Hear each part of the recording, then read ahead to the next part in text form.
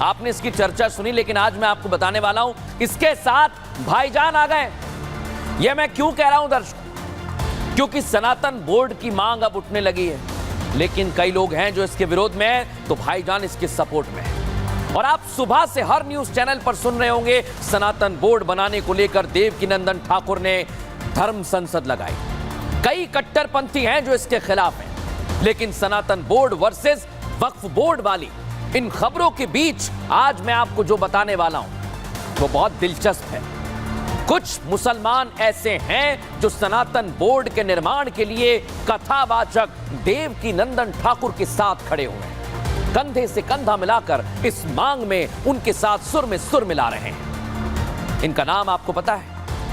मुफ्ती वजाहत कासमी साहब, जिनको मैं आपको दिखा रहा हूं। ये इस्लामिक स्कॉलर हैं जो सज्जाद नोमानी और अरशद मदनी जैसे मौलानाओं से उलट सोच रखते हैं और सनातन बोर्ड पर उनसे एकदम अलग विचार प्रकट कर रहे हैं। पहले सुनिए कासमी साहब क्या कह रहे हैं।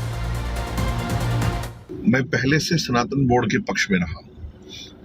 देश में मस्जिदों को चलाने के लिए वक्फ बोर्ड है, गुरुद्वारों को चलाने के लिए गुरुद्वारा बंधक कमेटी है, चर्चों को चलाने के लिए भी अलग अलग कमेटियां काम कर रही हैं।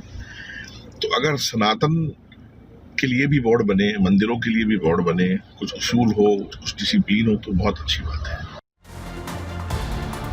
आप मुफ्ती वजाहत कासमी को सुन रहे थे, जिनका बयान मैंने जो आपको सुनवाया है उससे आप ये समझ गए होंगे कि उनकी जुबान से निकले ये शब्द उन कट्टरपंथियों के मुंह पर करारा तमाचा है जो सनातन बोर्ड का बेवजह विरोध कर रहे हैं। लेकिन यहां एक और बात आपको बता रहा हूं, मुफ्ती वजाहत कासमी का जो बयान आपने सुना, ये उनके पूरे बयान का सिर्फ 1/4 हिस्सा है। उन्होंने तो सनातन बोर्ड के खिलाफ खड़े हुए कट्टरपंथियों को लताड़ा है आज, और कैसे लताड़ा है वो इस रिपोर्ट में दिखाता हूं।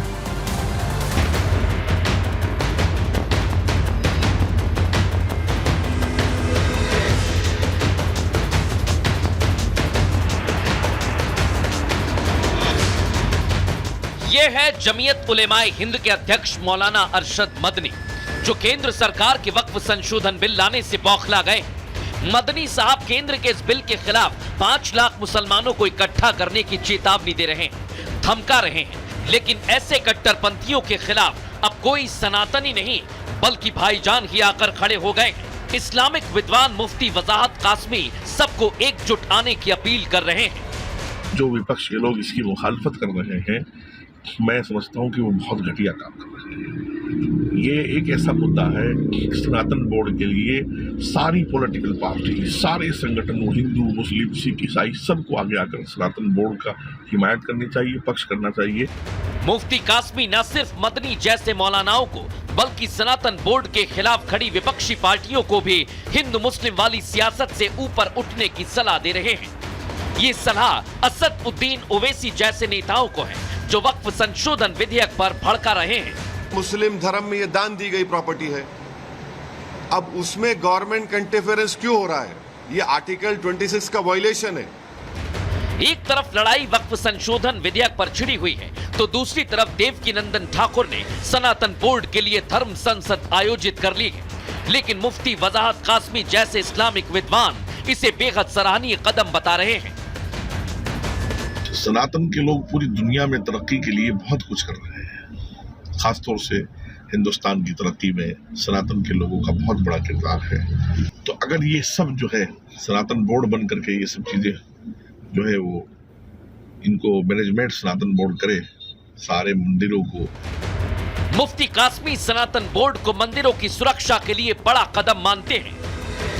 तो सनातन बोर्ड के होने से वो एक बड़ी शुरुआत होगी, मंदिरों की सुरक्षा होगी, मंदिरों का मैनेजमेंट होगा, उनका रख रखाव होगा, उनकी देखभाल होगी और उनकी वहाँ सारी चीजों का इंतजाम जो होना चाहिए वो हो सकेगा। तो इसलिए सनातन बोर्ड की इस देश को आवश्यकता पहले से थी, पहले होना चाहिए था। साफ है अब सनातन बोर्ड पर जंग वक्फ वर्सेस सनातन बोर्ड से हटकर भाईजान वर्सेस भाईजान हो चुकी है, जिसमें एक तरफ है कट्टरपंथी तो दूसरी तरफ है वजाहत कासमी जैसे इस्लामिक विद्वान। जिस सनातन बोर्ड को लेकर इतनी बहस हो रही है दर्शकों, इतनी सियासत हो रही है, उसे बनाने के लिए आज दिल्ली में कथावाचक देवकीनंदन ठाकुर ने धर्म संसद का आयोजन किया, जिसमें बड़े बड़े धर्मगुरु, संत, विद्वान शामिल हुए। संसद में बैठने वाले सफेद पोशों को भी निमंत्रण दिया गया और इस धर्म संसद के दौरान देवकीनंदन ठाकुर और बाकी साधु संत और कथावाचकों ने धर्म के लिए सबसे बड़ी जरूरत को सामने रखा है। सुनवाता हूं आपको।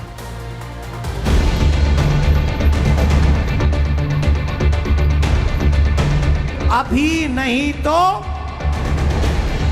नहीं तो बहुत सहेलियां हिंदू हक, बहुत सहेलियां